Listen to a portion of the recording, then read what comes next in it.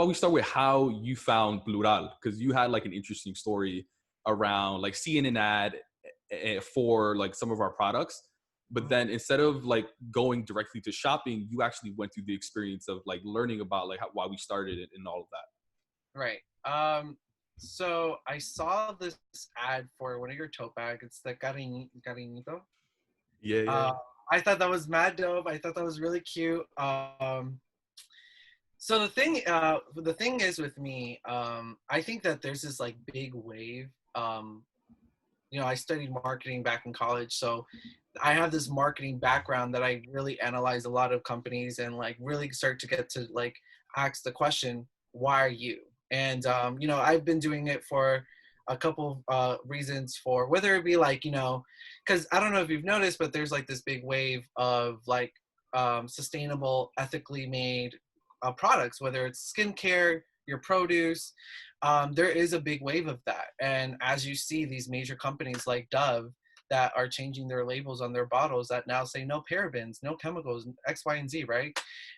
So you're seeing this wave of like companies that want to focus on just sustainability and fair trade. And so whenever I just embark on a new company, small business, I always start to just like to see like what makes you different. Because I've noticed when in creating a business, a lot of the ways that you can tell whether a business succeeds or fails is their why and their purpose. It's very quick to make a quick buck, but you need that why and that purpose to kind of pretty much guide you in not only your business decisions, but also how you project yourself to your consumers. So that because in 2020, the business model has now been shaken up. Social media has now changed it all. The marketing game's not the same as it used to be for our mom and pops like it was for them. Your product needs to come with a story. Your product needs to emotionally attach to your consumers. So you already got me talking about Latinidad, all this stuff. It's like first page. It's your landing page. So that's how I got into it. Then lead me to the about page. On the about page, you have this beautiful quote from the Harvard Business Review, just giving a summary over that this report about Latinos repressing their identity at the workplace, created by the Center of Talent Innovation. And that was a turning point for me. Like that report really solidified not just what I was feeling, but also in the stats perspective. I was like, okay, so like there is a large number of Latinos that are coming into the workforce and feel like me. They feel that sense of conforming to, cisgender white straight male standards. And that's a tough one. And that was something that I had to look into myself and start seeing like, all right, so now we know the issue. How do we go from here? And that's always been something I like to lead myself on and throughout my life. Like, okay, we've identified, how do you move forward? Because the first step is identifying the problem. And, now, it's not just an us issue, it's also all of us. It's like, and I say that because I feel like diversity and inclusion can't happen if you don't have your white allies, your white coworkers, your white supervisors, and senior staff members also interested in engaging and investing into that same narrative. Recognizing how I've been trained to believe that my queerness is something that you do not show up in the workplace. And in that report, it even goes into talking about the executive presence that one has when they go into a senior leadership requires you to be charismatic, requires you to have a personality, requires you to connect with folks. And how can you really do that if you're not being your most authentic self? So when we question that, and we start questioning why Latinos are not in executive roles or not in these seats, and understanding what the underlying issue is. So that report brings up a lot, but I'm happy that it did. Let's unpack that a bit as far as and that agree with like so much that you said. I mean, there's so many stereotypes, negative stereotypes, and it's in like homophobic culture, especially within our community, which is unfortunate. Let's unpack that a little bit as far as like times where you feel like you had to suppress your identity, right? Like what were some instances at work where you felt like, ooh, maybe I shouldn't share that? So I think so for anyone that's listening and identifies with me on, coming up on from a background that's very culturally diverse, like Miami, Florida. Um, it's a culture shock when you move to another part of the city that isn't predominantly Latino. And so that's exactly how I felt when I moved to DC. And so, I moved to DC as an intern. I did the whole summer internship thing, and I was in a federal agency that I started noticing what everyone was talking about, and understanding that, okay, so I really can't be gay. And on top of that, since it's predominantly white folks here, they don't understand my Latinidad. They don't understand how I navigate. And in Miami, we navigate on the premise of Spanglish. You know what I'm saying? Like, the Uh-huh. Spanish will 100%. just come out. The It's a, Spanish will just come out. it's another language. It's another language, literally, and and that's how I navigate. I've started noticing how very Miami I am since moving to DC, and those are the things. And this is where I finally got my first full-time job out of undergrad. So I'm really at the starting line of what it feels like to be a full-time employee, and really starting my career, and getting to see from that level, like, wow, I needed to repress myself so I could advance. Now, what I will say is I was fortunate enough to have staff members, and as well as supervisors that were not white and were actually either Latino themselves or Black women. And I really resonated with them. They always made the effort in that agency to connect with me and to make sure that and that's how you start building that community. And so, unfortunately, it's a tight bubble. It's that work friends, it's that mentor at work, and unfortunately, it's not the whole organization. So I can be my most authentic self when I'm with these close subgroups of mentors, coworkers, peers, colleagues, whatever you want to call it. But unfortunately, when it comes back to me being in my presentation, me going back into a meeting, and it is intimidating. It is intimidating for a lot of folks, and me myself included. So that was definitely the culture shock of DC, and just going to a non-majority Latino space was very eye-opening, and that alone was very much instrumental to how I started navigating my professional life moving forward. That resonates with me so much. I mean, in transparency, I'm not gay, so I don't know exactly what you were feeling like, but that was such a powerful statement when you said, wow, I arrived and I cannot be gay. And I felt like that on some level, just being a Latino. But so it's different for everybody, right? Like, some people just, they look around and they don't see anyone that looks like them, and then they say, well, if no one else is doing it, then I can't do it, right? Or they are themselves and they're their authentic selves, whatever that looks like. And then they receive like a microaggression, or they receive some sort of like negative experience, and then that's what like puts them in the shell. Right. I mean, one example for me, like, everyone's, we're at dinner, everyone's talking about their weekend, and me, I went out with my mom to eat some Dominican foods. I'm like, plátano maduro and like all these things, right? But instead, I just tell my friends, oh no, I went to brunch, French toast, pancakes, because I didn't want people questioning like, what the hell's plátano maduro and like all these things, right? Or judging me for like, that's what you eat at brunch kind of thing. So like, which one of those two experiences was it for you? Um, I will say that it was definitely, because here's the thing. When we start talking about your identities, which ones are automatically seen from your outward physical appearance, and which ones can be identified once they get to know you more. Right, right. Mm-hmm. And so It's a being great point. gay is something that, if you do not say it directly, then in a workplace setting, it will take some time for folks to probably get that. So it was more of me internally saying, okay, let's tone it down. um, and when it comes to me being like just Latino, and And so that's something you can't really hide. First and foremost, my name.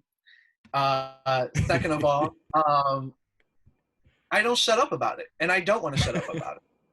And you So shouldn't. it's And you gonna shouldn't. come out. Yeah, and it's and so and it comes out. So I would say my first experience was definitely more on the Latino side, just because um, it was a lot of misconception. The majority of Hispanic Latinos come from Mexico, and so as someone from Miami, you get that. You hear it a lot, actually. Like, oh, are you Mexican? And that's like the first one out of all the list of nationalities that they want to list. And so, you you know, I think folks who are not Latino forget that nationality is a big pride.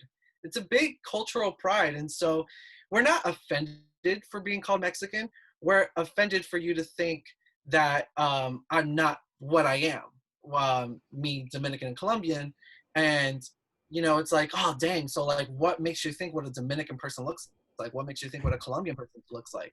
Right. You get And that. Oh, you right, don't look, insert the culture right, or the country. Yeah. and whether it be for any countless of reasons, but I will say that that misconception was one of the first things I started realizing at work, and whenever I would meet other Latinos, it's interesting because a lot of them weren't Caribeños, and so when you have that, and this is why I self-identify as Caribeño now, is because I truly believe that you will meet folks in the Latino community who really pig our Caribeños, so your Cubans, your Puerto Ricans, your Dominicans, your Haitians, as like this other.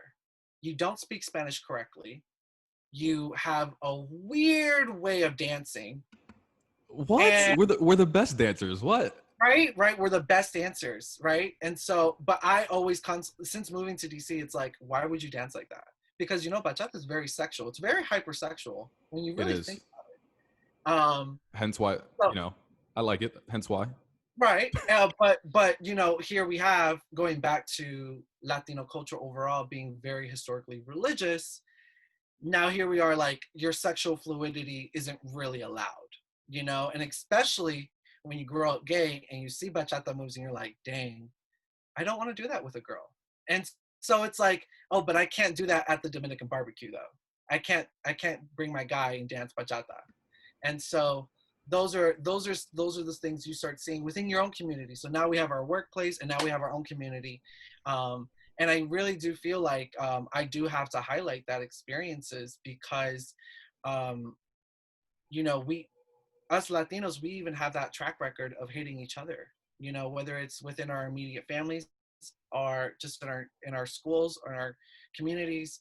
There's always the us versus them, which is something I really want to take down and dismantle, because I don't believe in that. I can't believe in that, because how can we progress as a community, as a culture in American history, without us having some unifying feeling to each other? And I really hold that dearly. And which is why I make the effort to, I meet another Latinos, like I'm very quick to be like, primo, like what's up, like, I want to connect with you, because I want you to understand how much of a safe space this really is. When I'm in it, when you're with me, I'm creating a safe space off rip.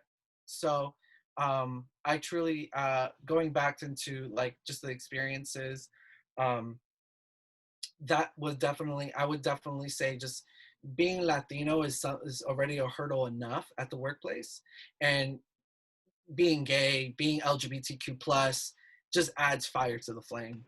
I'm Which so is I'm so I'm so glad that you mentioned that as far as our community and our family, because it's, let's face it, it's like easy to pick work in mhm, this like predominantly white space where people don't look like us, to be like, oh, I hid my authenticity or like parts of my identity because people don't look like me. If you really think about it, most of the time, like, we hide just as many parts of our identity when we're around people that look like us, people that don't look like us, right? mhm. I'm around certain groups. For example, like I go to my barbershop and I get a haircut, and the Spanish that my Dominican barber has, who was born over there, knows all the slang, all the things. When I get a Wow. haircut, like I don't feel Dominican. You Mhm. know what I mean? Because like I don't know half the words he's saying to me. So like you get made fun of for not knowing the language as much as you should. It's like that saying ni de aquí ni de allá. But also there's so many expectations that our culture puts on us around like what a Latino man should be. Right. I mean, religion is even such an interesting topic. Till this day, I tell my grandma that, you know, I'm not religious and I don't believe in God. And I just say it sometimes to like see what her reaction is.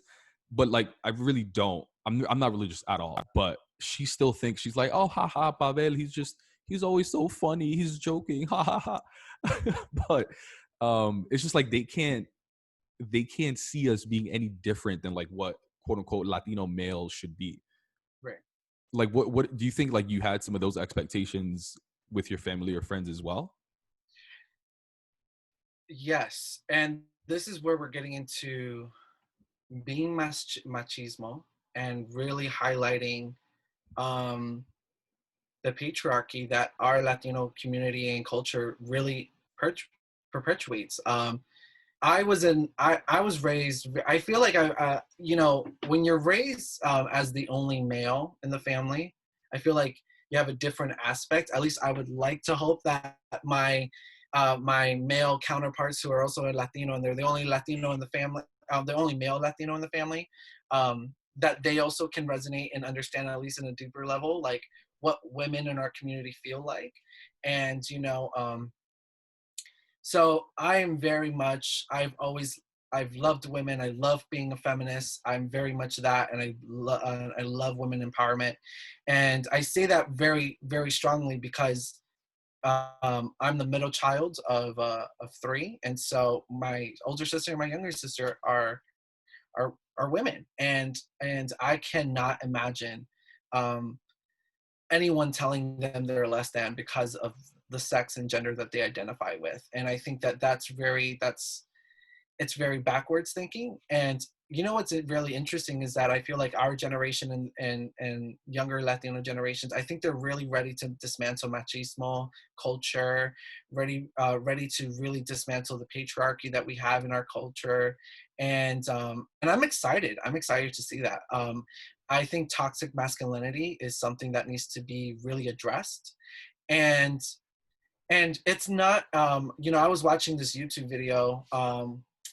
It was this TV. It's pretty much like a talk show, and it's called The Grapevine, and the episode was talking about masculinity and Black masculinity, and all these guys were on the table, and they were really much discussing like how one of them was like, I really hate that I feel like my masculinity is being attacked. And I hear that, and a lot of the folks go in and they also share to him, it's not your masculinity being attacked, it's your Wait, it's the why was he saying that though? What did he mean, like his oh masculinity was well being well attacked? he goes into it like women are telling me I can't be this or that. He then shares this whole and story background of like, maybe sometimes I can't wear gray sweatpants and all that, and he goes into what a straight male super mask should be in social media culture, and it's just, and Okay. everyone laugh at him, and it's really funny. I'm telling you, it's called The Grapevine. It's worth watching. Gray sweatpants. Um, I mean, that's the wardrobe. I get it. I right. get it. So I mean, and everyone pretty much like corrects him and reminds him like, hey, it's not that we're talking about. What we're speaking on is like the cultural aspect of like men being told to tell women that your place is in the kitchen and your place is to nurture children. Yeah. And I'm sorry, I can't get behind that. I refuse to get behind that. I how can I, as a gay man searching for liberation, searching for my freedom, and not expect to want that same for my colleagues, my peers, my sisters, my brothers, and my primos, like just everyone. So all of the above, right? And so, um, being machismo, toxic masculinity is something that needs to be addressed and needs to be handled. And I wouldn't be surprised if the next generation of Latino mothers and fathers um, probably don't perpetuate gender roles. I'm seeing that a lot now, and Yeah. it's going to take a while, but I think we will be very surprised to see a generation or two generations from now to see that that whole aspect is going to be gone, and I'm excited to see that. Yeah, and you spoke a lot about like toxic masculinity. That word always messes me up. Um, how it impacts women, and I think it's an important topic to talk about as well. But, well, not but and how do you think it impacted the way that you see yourself as like being authentic? Because I think toxic masculinity also obviously affects men as well. I mean, one example was me growing up. I never saw men in my life be emotional, be vulnerable, Right. are these feelings. Like my Mhm. grandfather, I mean, I didn't grow up with my father, but my grandfather was like the father figure in my life. And I mean, he had so many amazing, like he was such an amazing male role model in a lot of ways, but he never showed emotion. He never hugged me. You know what I mean? Like he never spoke about how he felt. Even my mom, since I didn't grow up with a father, I feel like she felt that she had to play like the strong person in the family role. I mean, Right. I remember instances where like a close friend of her died, passed away, and I didn't see a tear shed. You know what I mean? Like even when her father passed away, my grandfather, nothing shed. Um, and I just always found that so strange. Like it's not until a few years ago where I started going to therapy and I started being like more comfortable being vulnerable and just open with my feelings. Did you have the same, like, did it have the same impact on you? Like what ways did toxic masculinity impact you? um I think just starting off very young, just pretty much perpetuating the idea that you need to be this, you need to be this hardcore masculine person, and that's where we're getting at, that the hyper masculinity is the problem, because essentially, for a lack of better words, and this is a phrase that I heard Toni Morrison share, which is, how can you be tall if folks have to be on their knees? Pretty much, I'm paraphrasing, but just emphasizing how can you really be like yourself, and when you're basically oppressing others. And so, and I really will say that I think toxic masculinity oppresses those that are victims to it. And it makes women definitely feel like they can't be seen as an equal, as head of house. And and then here and as a gay man, I'm being told, don't ever be femme, don't you ever try to do that, don't you. And like and I've had instances where as a kid growing up, whether I gravitated towards the Barbie or the army soldier is it shouldn't even be an issue. But that is at its very core, that is sometimes for a lot of folks the first experience of that toxic masculinity. How dare you play with the Barbie doll? How dare you think that that is appropriate and that is okay? You are a man. Here is the race car. Here is the army soldier action figure. Um, and and so that was my first understanding of it. And back then I didn't have a word for it, but like now we can call it out. And just understanding that it doesn't allow folks to be their most authentic self. Like one thing that any of my closest friends would say, because I always talk about this, is um, I identify as someone who just teeters between masculine or feminine. It's very fluid for me. It's honestly, it's on the occasion, whatever really calls for, and what I feel the most comfortable to project. And so that's beautiful. That is your masculine and femininity at harmony. And going back to that Grapevine video that I mentioned, like there was even this gender studies expert that was on the panel, and she even talked about like this yin and yang like analogy, and really explaining that that's the goal, and really explaining that that's where we need to take our energy from. Like, it's not about like you being so hard, it's about you allowing yourself to have those feminine aspects and going above what it means to be feminine. Like, oh, okay, you're emotional, but also being feminine also means that you're more creative, and being masculine is a little bit more logical. And so just understanding those two things, and how to expand from them, and how to navigate it, and not and also I think next step, aside from calling it out, is also you know, not allowing it to be done in front of you, and not saying anything, because your silence Yes. is pretty much Mhm. agreeing with what the oppressor is saying. And so from my experience, I love that you talked about the barbershop. I think the barbershop is I can give an it's a example from very, that for sure. yeah, like, and the thing is that the barbershop is, it's such a, like, I love it and I hate it. You know, I love that it is a space that men can feel like they can be themselves. But as a gay man, Hmm. it is one of the most hyper masculine places.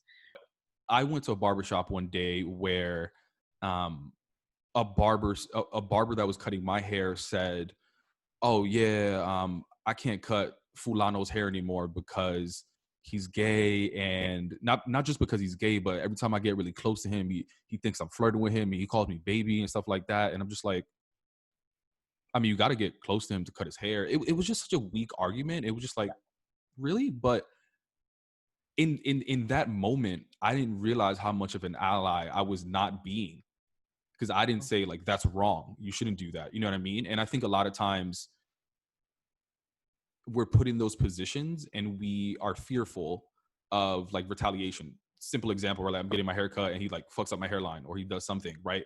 Right. But and I Mhm. think a lot of us do that where it's just like, oh, like what do I say? When do I say it? And we don't really know when to say it. But speaking up on that Instagram live sort of like it sort of brought up that example in my head again. And I was like, wow, I messed up. Like next time I know to say something, right? But I don't know if you had like a similar example of just like, being treated differently in barbershops. Um, the most prominent one would definitely be when I was in Miami. Me and my significant other at the time was really looking for like a barbershop that we felt like we weren't even caring about the gay stuff. We were just caring about like, can you just cut my hair right? Um, and for a good price. Because hello, can we talk about I mean, that? barbershops are expensive. My roommate actually There, just started. I don't. I mean, I know you're in New York. Oh yeah, we don't even want to talk about New York prices. Yeah, and I don't want to talk about DC prices because it was insane. Like I Oh, remember there was you, like there was one barber shop here that was like 60 plus, and 60?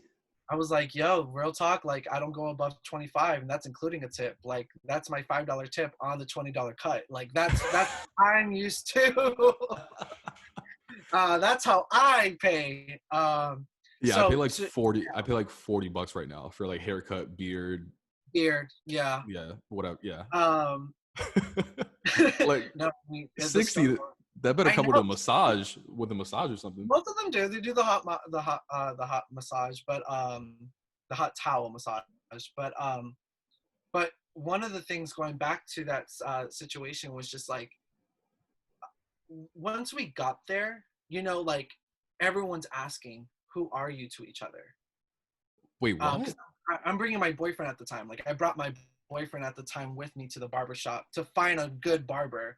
We found one. We love the price. We love the place. But you know, everyone's like, so who is he to you? Like, you know, you bring him every time.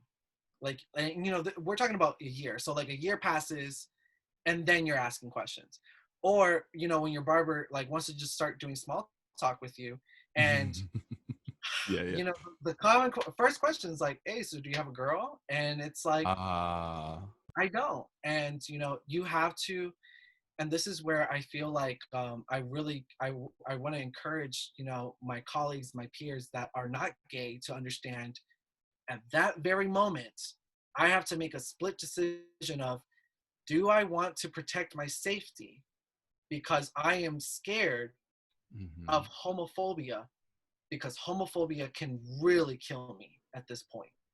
And it's Wow. really sad because this is another Latino that's cutting my hair, right? And so, but remember what I spoke about earlier. Historically, Latino people and culture is homophobic because of our nature and connection to religion. And so here we are back at this moment, and I have to, and I have to say, nah, I'm in college right now. I'm just focusing on my grades. And like that's what you have to say Wow. for you to feel comfortable, for you to just to calm it down. And and it's really sad, and that's like one very simple example, but one that's very empowering, because you can like it can the thing is that I don't know this person. This is just a barber. I don't know about you, but my relationship with my barbers don't really go deep past my session with them. So I really don't really get to have the luxury to say like, oh, this barber has been with me and my family for X, Y, and years. He cuts my dad and my grandpa hair. I don't have that. And so, especially because I was raised by a single mother, but also to that, um, I also have to recognize that my sexual orientations can sometimes be seen as a political statement. And the reason why I say that is because another very simple example that I've noticed a lot of my peers who are straight don't really pay attention to or have never experienced is the fact that if I decide to hold hands with my significant other, my boyfriend or girlfriend, or for my lesbians, um, you know, they're going. There is a chance that you're going to hear derogatory slang thrown at you. There's going to be a chance that you are going to be told, "Do not come here." If a business refuses to serve you, and which is what we've seen in the past in this country. And so, the reason why I bring that up is because it has happened to me. I've had folks literally see me just do something as innocent as holding hands. And so and I really want to just tackle on this because it's such again, it's so beautifully innocent. When we talk about holding hands, it's something that's very synopsis to like you being in grade school and finally and getting your little crush, and we're holding hands. But now here we are as adults, and now you're seen as other, and now you're seen as, for some reason, as a threat, truly, because folks feel so inclined to say the F word and to make you feel inferior. And so I can't stress that enough, because as a 24-year-old man, I still deal with that. Coming into my own and understanding what spaces do I feel safe, and not only that, what spaces are not going to judge me. And I say this because I feel like gay folks have a different experience because, again, remember what I mentioned of like your identities from outward, from inner. And so this is something that you probably won't know about me unless I literally vocally share it with you, or you follow my social media and you see I follow like a bunch of gay accounts and like all this stuff. But essentially what I'm getting at is just saying, like, even in my own community, I even have to be fearful. Going back to that barbershop experience, like I have to, and some folks can say what they want to say and hear my experiences and say, Jhon, you're over exaggerating. But I really want them to understand that, well, why do you feel like it's an over exaggeration? And understanding the privilege that, because most of the time folks that say that to me are straight. And I want them to recognize that no matter who you are, every single human being has their own set of privileges. We have privileges. Like for myself, I'm able-bodied. I'm not handicapped. I don't know the experience of a handicapped person. And so just recognizing that privilege, and so, just to emphasize, like, everyone has their own privileges, and this is one of them. The fact that society is built on a heteronormative structure that you can feel comfortable in. And this goes all the way back to puberty. You know what I'm getting at? Like, this is years of really strong repression and Yeah. and really feeling like, wow, everyone in my age group right now is going through for example, puberty, and I can't disclose anything. You know, I hear Fulanito that's talking about, damn, look at that girl, man, like this in the fourth, right? And like, you know, him experiencing his sexual journey. I cannot share that. I have to hide that for my safety, because homophobia can literally equal death. And that's a scary part that I think a lot of folks need to understand when it comes to not only me as a Latino gay man, but also for my Black trans sisters. Like, I'm telling you, Black trans women in my community, in the LGBTQ plus community, are the most oppressed and the most put down and as seen as less than. And I'm so grateful for TV shows like Pose to Yeah, start bringing up awareness about it, because it's a big issue. It's it the issue. is. And I was and mind blown at the murder rates for Black trans women. right, and I hope, and that's the focus I about hope it. I'm using the right terminology and everything. If the listeners haven't seen it, there's a great documentary called, oh, I'm forgetting the name now. It's on Netflix. I have to look it up. But it just goes through the history. Disclosure, yes. Yeah, That's such a great documentary, and just goes through the history of the trans community, the transgender community in Hollywood. And you know, people think that, you know, it started with like Orange is the New Black, and that's not true at different all. topics. Yeah, Right. and But transgender people have been in Hollywood for decades, even since the beginning. You just probably haven't seen it or recognized it. And now it's, you know, more people are being shown in Hollywood, but they have had a presence for a long time. And it's so interesting. Like, the most interesting thing for me in that documentary is how media and Hollywood, and even you know, people in our family or in our own communities, train us on how to react to certain groups. Like, they were showing examples in that documentary on, like, when a trans person reveals themselves as transgender, the reaction is discuss. automatically throwing up for people. Yeah, I'm and fucking it and just, it yeah, like that's the reaction. Like right, that's and what it's it is. just automatically labeling them as disgusting, right? Because like the like aligning that like throw up to some sort of word, obviously, right? And it's so unfortunate. And going back to your example, I mean, such a powerful story that deserves to be told and deserves to be heard. Because throughout that example, and again, going back to work, it's so easy to blame white people or people that don't look like you on like why you suppress parts of your identity, but so many times it's our own communities. I even had a friend, and I don't know if this resonates with you, but well, I have a friend that came out to his family as gay. And going back to that bachata example, you're like, yeah, I want to dance with Bay at like a family barbecue, bachata and all that stuff. His mom, so accepting, because mothers are gonna love you no matter what. His father was the one that was like, get the F out my house, disowning him. You better not come with Bay to any family events. And it just created such a divide in the Yeah. family. And it's just so unfortunate, man. But yeah, I mean, how did you get through like all of those things that you discussed, all of those instances of suppressing your identity, feeling like unsafe, to the point where you are now? At least from my side looking at you, you are so outspoken, you so much more confident in being yourself.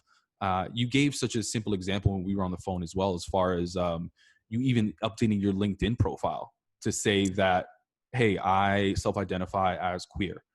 How did you get to that point to build up that confidence and just be like, I'm going to be my authentic self, whether you like it or not, take it or leave it, but this is who I am? it, you get to that point when you start identifying where the root is. Where is this all coming from? And I believe it comes from the house. It comes from your educational background, and you know, hate isn't. I always love that quote that like homophobia isn't um, something you're born with. It's something you're taught. And I can't stress that enough, because I start to believe that, you know, if I can educate folks on my experiences and where I come from, then maybe they can start having a different outlook. And you know, it takes me back to um, just recently, Beyonce released Black is King on Disney Plus, and one of the song lyrics that really resonated with me was "Life is your birthright." They hid that in the fine print. Take the pen and rewrite it, and that's where that's like this is like hearing all of that and hearing and hearing the beautiful art of that song and just resonating that like wow, I can take I can also identify and learn from this, and also understand that, like, going back to my when I was explaining the phrase that we all know, life, liberty, and the pursuit of happiness in our Declaration of Independence. um, what does that mean to us? What does that mean as our core value? And I had to go back and start looking back and saying, the America that I'm experiencing right now is the America that I don't want to live in. And going back to that really cheesy quote, like, be the change that you want to seek and that you want to see. And so that's really where it stems from. Just wanting to really enforce, like, me. It's how who else can tell your story other than you? And so I think that was really powerful. I love Another that. Great another quote. powerful quote from Michelle is from Michelle Obama, that was also powerful for me, was, if you don't get out there and define yourself, you'll be quickly and inaccurately defined by others. And you really need to pause at that. You really need to pause at that and really breathe in what that means. If you do not go out and define yourself, so what that includes is live experiences. You need to have the gift of a journey. Your journey in life is a gift, and understanding that that's a part of your narrative. This is going back to life, liberty, and the pursuit of happiness, and understanding, to Beyonce's point, it is your birthright. So let's get into that. And I think that that's something very powerful, and this is how we can start regenerating the American narrative that we want to see. And so where it really stems from. It stems from me just collecting all of these things and just aligning them to see, okay, at your very core, this is how you identify as a person. At the very core of the country that you live in, this is how they identify. And this is and this was the beginning starter point, our Declaration of Independence, and this is where we are. So how do we stray away from that, and like how to go back to pointing it out and understanding where we go from here. Um, so that involves you as a person doing your research and understanding your history and understanding this country's history, and also understanding that America is you. You are America. And I think that's really beautiful for Latinos to hear, because for so long we've never felt like we were a part of that. I don't know about you, but when I was growing up, I always said this to my sisters: I never see any Latinx, any Latino, Latina in our history books. That was always something that bothered me. And I also was bothered that first thing you learn about Black folks in history class is that they're slaves. We're not going into, like, so like now, like, you're not giving me the right sense. You're giving me the whitewashed version of history, and I'm gonna need you to stop. But then it also goes into who writes these history books, and who's going, and who's defining what was said and what was done. I think it So goes back to that Michelle Obama quote, though, right? Like, if you don't write your own history, or if you don't tell your own story or the story of your people, someone else is. yeah, It's such a and powerful, yeah. it's so powerful, and it's for everyone. Yeah. You can take that for everyone, and that's what I love about it. It's so transferable. And so just going back and just saying, like, okay, all these things that I felt that can be transferable to my experience, let me hold them really dear to my heart, and let me take it into how I navigate. And so I work for a nonprofit that emphasizes on the advancement and educating and developing of the next generation of Latino leaders. And here we are diversifying Congress and bringing them in, and we're really trying to make that impact. And I think it really starts with how you want that impact to be made. So, you know, I just happen to be blessed enough to work in a space that advances the lives of my own people. And so I think that's where it starts. And I will say that it starts defining your version of the American dream, which I don't think a lot of Latinos get the privilege to understand, because one thing that I can't stress enough is the American dream that we've been force fed to believe that our life will be happy once we receive the college degree, the really fancy corporate America job, the white picket fence, the wife and the kids, living in suburbia. Like, I really want folks to understand that if that is not your path, that is okay.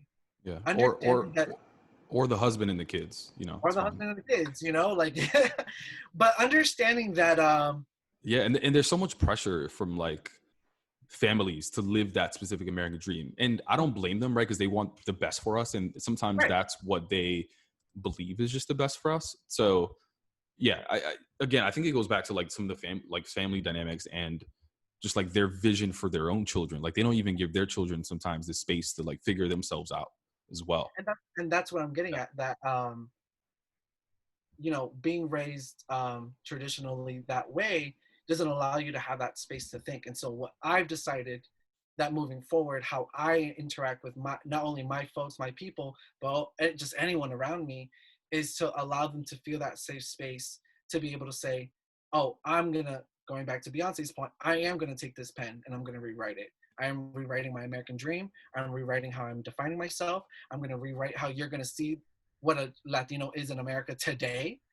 And, you know, that's the beauty of it. And I think we're seeing the offspring of that, you know, with the Afro Latino label, with us seeing more media coverage of trans lives. Here we are with Pose. And, you know, it's exciting. What sucks is that we're in the beginning stages, so there's not a lot, but at least Yeah, there's some. with And that, so much more room to so go. much more to get into, but And I can't stress that enough, for sure. yeah, for sure. And I know we're running out of time too, so I just you know, we went through so many of like the challenges and things that you've been facing. We even went through like the how you've gotten to like to be this confident person that you are now, so outspoken and such an advocate in so many ways. If you can pick one thing that empowers you to be your authentic self or continues to empower you, like what would that be? It may just be Beyonce, you know, she does a lot, but what is it for you? When I really think about what empowers me, I think it goes back to my roots. Um, so within my own family, we have a family saying, a family motto that goes, rompiendo las barreras, in direct translation, breaking down the barriers. And, you know, it's highlighting the barrera, that's my last name. In English translation, it's barrier, and emphasizing that as a barrera, you are going to be built for this. You are being built to experience certain obstacles, certain levels of oppression, but you need to recognize that you have it within yourself, and and that you have the strength within yourself to tackle it head on. And I really take that into a lot of how I navigate a lot of spaces, because it's a reminder, first, that there's honor in my name, and that there's strength in it as well, and understanding the beauty that our community and our culture brings. I think being Latino, and when you embrace being Latino, you will start to see some beautiful phrases, some very inspirational sayings.